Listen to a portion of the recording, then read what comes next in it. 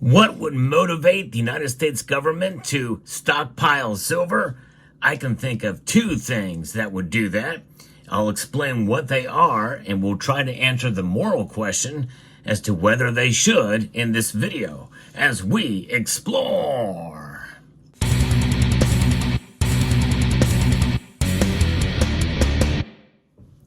Silver and the United States government have a very long relationship.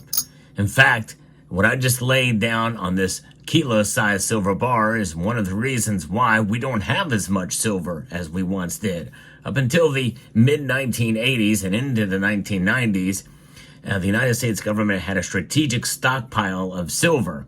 And of course, we know that from 1792 until 1964, silver was used in our currency and was defined as such in our Constitution and the Currency Act of 1792. Now, where are we at now with silver in the United States government? Well, essentially, there's been a divorce.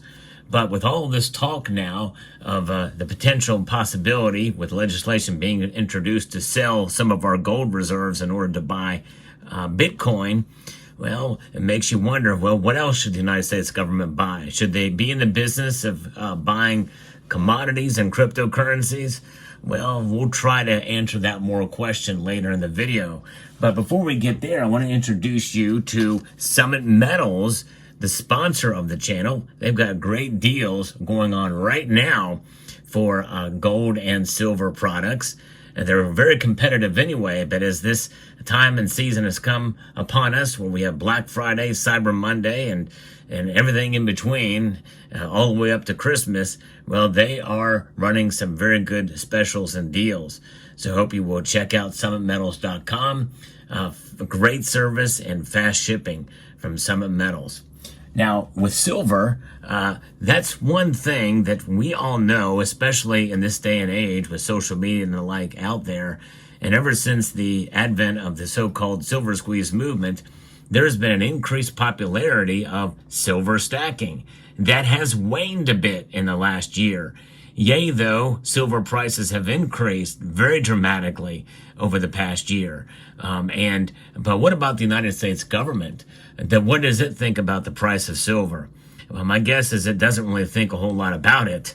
But if they're going to be stockpiling it, there's going to be two motivating factors that would implore them to do such a thing. Number one, strategy, a strategic stockpile for military use, and other factors that could come into play that would involve the United States government to have, much as like has happened during the Manhattan Project and up until we liquidated our strategic stockpile reserves, much of that through the American Silver Eagle program. But the United States government has to source that silver from somewhere. And it's not just domestic, apparently. They're importing silver from other places and blanks as well.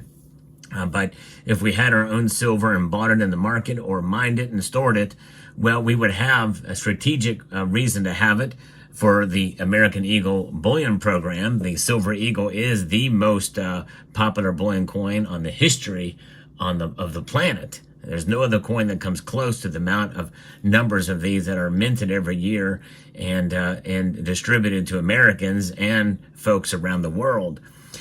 Notwithstanding, there are other reasons, obviously, to stockpile silver for military applications. It's a great mystery as to how much silver is used in military applications, up to and including the Tomahawk cruise missile, which is the famous one that everybody says, well, it's 500 ounces of silver per cruise missile, which I greatly question that. I've actually done videos about that and have talked about it multiple times on this channel. And there's no doubt that the silver is needed for batteries. And even if they use silver batteries in those missiles, likely it's not going to be that much.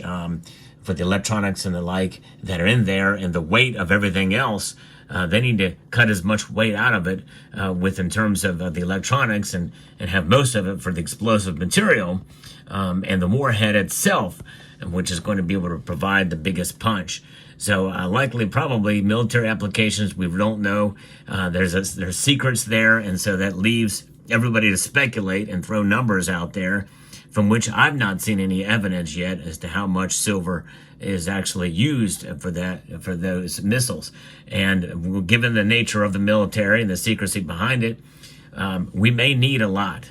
And probably with all the weapons now being sold and distributed to Ukraine and other places in Israel, and the amount of silver being used for military applications from other armies and militaries, well, it makes sense that that is going to grow and probably will grow no matter what happens in the coming years.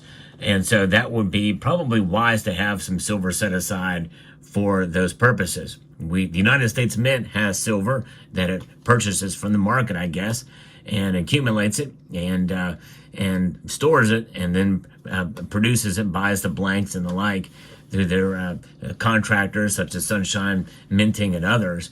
But nonetheless, they have silver in their coffers as well too. But the strategic stockpile is one motivating factor for accumulating some silver for those uses in the country. What's the other motivating factor? Well, a bimetallic standard, or a rules-based monetary system of which commodities can be a part, not just gold, but also silver and platinum. Robert F. Kennedy Jr. had spoken about this when he was a candidate for president of the United States, either right after he became an independent or right before he left the Democrat Party. He may mention this, and I actually have talked about it in a video where he had mentioned that maybe we could use silver, gold, platinum, and palladium, and maybe even other commodities. And when you think about all of the other commodities out there, the most realistic would be a bimetallic system, gold and silver, of which could be the foundation of yet, if we were to move into a system that once was here in the United States. We know about the Cross of Gold speech by William Jennings Bryan. We also know about the Wizard of Oz, and it was all discussed in an interview with Judy Shelton and Morgan from the Morgan Report. But the bimetallic standard is something that I think we should consider. Make gold and silver great again. And I think there would be something to having silver in our stockpiles, not only for strategic, but also as a reserve. And there has been some talk that Russia has been buying silver to part of their reserves. It's not been substantiated yet. I discussed that they've been buying silver, but I think it's more for strategic reasons, for weaponry, than for reserve status or what have you. They have gold as well, and likely that may be what they have and continue to use. But if they're buying silver for strategic reasons, that may implore us and motivate the United States to actually buy it for strategic reasons as well. What's the moral question as to whether or not we should be doing that? It's a good question, because silver is an industrial metal, even more so than seen as a monetary metal these days. And so are we speculating with silver? Should we be buying silver as a speculative asset? Well, maybe not, especially if we can get it readily. And silver is by all means available to the government. They have no problem getting it through their contractors and the like in order to build the weapons and the systems, the military systems or strategic systems that are done through the contractors. And so why mess with that process if it can be obtained easily? And so on the surface, I would probably say no, they should not. But if they're going to have it as a reserve, as a potential reserve, it may not be a bad idea. But the problem with that is storing it. When you take into account how much silver is right here, let's calculate it here. This is 64 ounces. This is and then these 4 10-ounce bars, that's 100 ounces, 120, 135, 145, 146 if you include that. That's an average. That's an estimate, about 146 ounces here. That is about ounce and a half of gold. When you're taking an ounce and a half of gold and then compared to the amount it takes up compared to the silver, you would need to store a lot of it and have a big place to store it. And I don't know what it would cost to do that, but it would probably be huge. And so I don't know that it would be worth it, but it just depends. But remember, it's really a lot about, as well as rarity, the amount of physical silver that's out there that could be available for such things, as we know right now that the supplies are dwindling. And even if supply has not met the demand, there is still that possibility, at the most conservative, that we could see the supply overtake, the demand overtake supply that's out there. But right now, there's a lot of this around, the physical versions, bars and coins and rounds. There's a whole heck of a lot of this stuff available for you to buy with very low premiums right now. Is this an opportunity to buy silver? You could see it that way. But we have been essentially burned by the silver market before. And I'm very, very skeptical and even jaded to some degree about the silver market in general for us as stackers. And right now, again, part of me is very, very surprised with, especially after all the hoopla over the so-called silver squeeze movement, that there's not been a greater move to buy silver as the prices go up. Actually, some folks are pretty smart, but they feel like, hey, it's going to just fall again, so I'll just wait for the next dip. And we really don't know. It's unpredictable, the markets are.